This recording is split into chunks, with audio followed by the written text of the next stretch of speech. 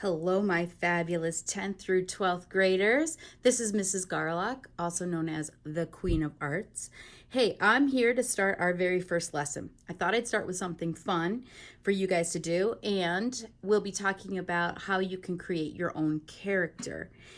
Part one here, or part A, is I'm going to read you a little story that my girls absolutely love, and it's called Germs. It's by Ross Collins, and then I'm going to have a quick discussion about what makes a good character.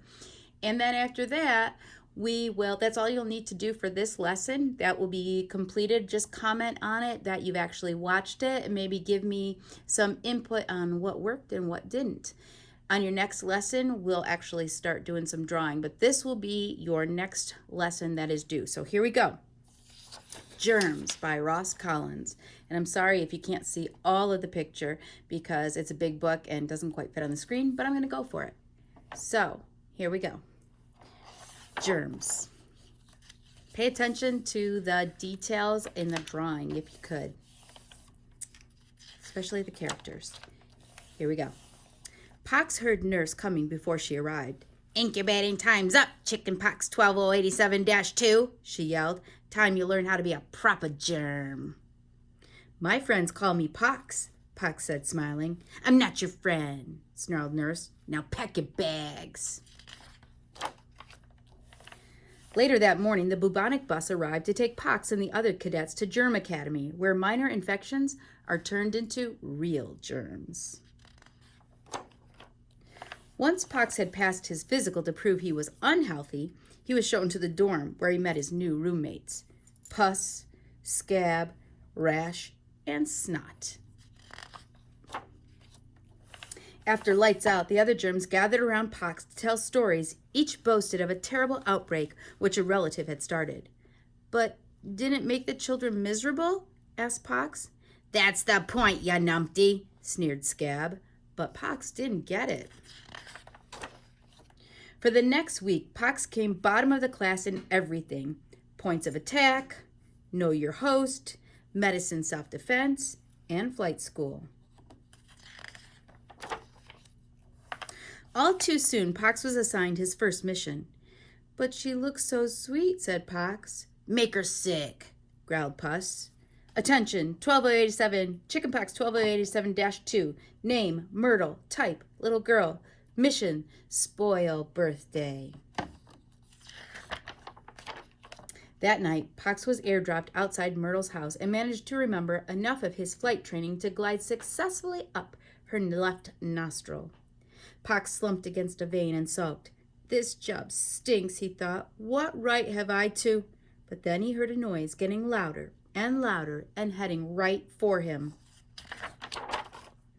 Inside Myrtle, Pox was surrounded. It was Myrtle's immune system, and they didn't look friendly. "There he is," shouted one. "You picked the wrong kid to infect," yelled another. Meanwhile, back at Germ Central, alarms began to ring. "The target isn't showing signs of infection," barked Commander Flem. "Chickenpox 12087-2 has lost up his mission." "Let us go in, sir," sneered Pox's roommates. "We'll give her a birthday she'll never forget." "My brave boys," hecked the commander. Pox was in trouble. The immune system was trained to pulverize little germs like him. "Wait," he shouted. "I'm on your side." "Oh, yeah, and I'm a fungal infection," mocked a voice at the back. "Why should we trust you, germ boy?" scowled another. "Because 4 big, ugly germs will be coming soon," said Pox, "and without my help, Myrtle could be sick in bed for weeks." The army paused. "Okay," they said. "What do we do?" Pox drew up a plan. Operation Sneeze. With seconds to spare, Pox gave the command, and a startled Myrtle let rip the biggest sneeze of her life. "Fire! Achoo!" Dazed and confused, the germs woke a minute later. Rash looked around. "Look," he said, "we made it! We're in!" They all cheered. "Let's go infect the little girl," cried Pus. They all cheered again. "What's that noise coming down the tunnel?" asked Scab. "Grrr! I don't think we're in Myrtle," gulped Snot. "3 cheers for Pox," cried the immune system. Pox was hoisted up on shoulders and taken on a triumphant tour of Myrtle. Crowds of cells cheered the germ who had saved them all.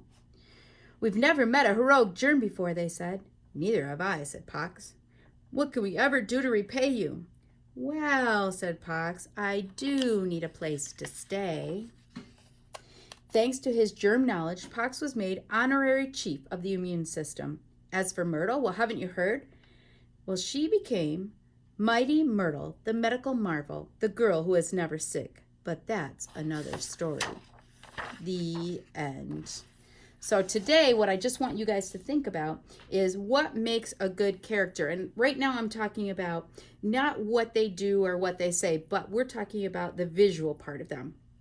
So I want you just to take a look at the front cover of Germs here. We have several different characters. They have different types of eyes. They have different types of body types. They have exaggerated kind of parts here, like I think this one was Mumps. He has little tiny wings, which is kind of funny because he's like big and fat and gobbledygooky. So those wings are kind of bizarre looking, but that's what makes him interesting to the kids. So what I want you to do right now is just think a little bit about the pictures that you saw. Next time when we come in, we'll talk more about what makes a good character. We'll redraw one of these guys, and then at some point soon, you're going to develop your own character. So, love you guys all. Make sure that you make some comments and let me know that you watched this. Let me know if you think there's things I can do to improve. If I talk too fast, if I talk too slow, if I'm annoying, don't tell me that. Okay, I love all you guys. Bye.